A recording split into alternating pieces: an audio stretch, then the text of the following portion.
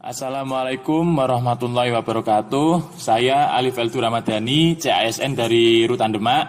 Di sini saya akan menjelaskan tentang materi Agenda 2 yang berjudul anti korupsi. Kata korupsi berasal dari bahasa Latin yaitu corruptio, yang artinya kerusakan, kebobrokan, dan kebusukan. Menurut Robert Klitgaard, menyatakan bahwa korupsi merupakan suatu tingkah laku yang menyimpang dari tugas-tugas resmi jabatannya dalam negara, di mana untuk memperoleh keuntungan status atau uang yang menyangkut diri pribadi atau perorangan, keluarga dekat, kelompok sendiri, atau dengan melanggar aturan pelaksanaan yang menyangkut tingkah laku pribadi. Selaras dengan kata asalnya, korupsi sering dikatakan sebagai kejahatan luar biasa. Salah satu alasannya adalah karena dampaknya yang luar biasa menyebabkan kerusakan baik dalam ruang lingkup pribadi, keluarga, masyarakat, dan kehidupan yang lebih luas. Kerusakan tersebut tidak hanya terjadi dalam kurun waktu yang pendek, namun dapat bertambah secara jangka panjang. Menurut Syed Hussein Alatas, korupsi dibedakan menjadi 7 jenis.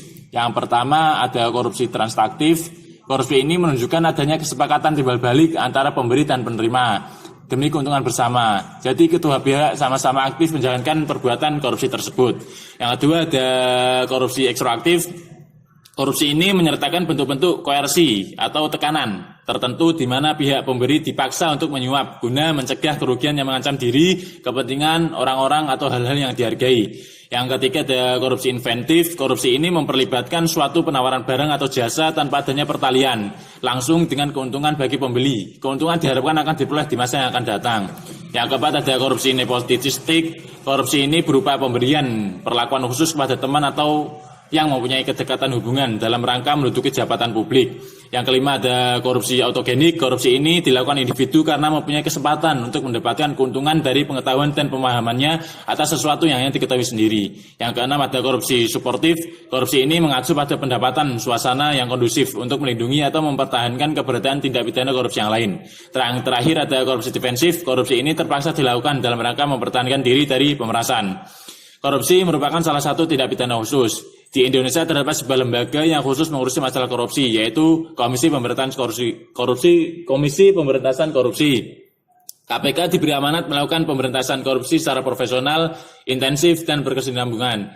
Komisi Pemberantasan Korupsi bersama dengan para pakar telah melakukan identifikasi nilai-nilai dasar anti korupsi dan dihasilkan sebanyak 9 nilai anti korupsi sebagai berikut. Yang pertama, jujur, peduli, mandiri, disiplin, tanggung jawab, kerja keras, sederhana, berani, dan adil. Selain korupsi, gratifikasi juga termasuk ke dalam kelompok korupsi. Dalam perspektif hukum, definisi gratifikasi adalah pemberian dalam arti luas yang meliputi uang, barang, diskon, komisi, pinjaman tanpa uang, dan lain-lain.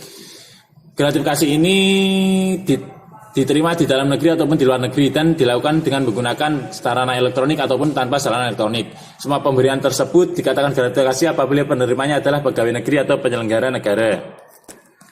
Sekian, terima kasih. Assalamualaikum warahmatullahi wabarakatuh.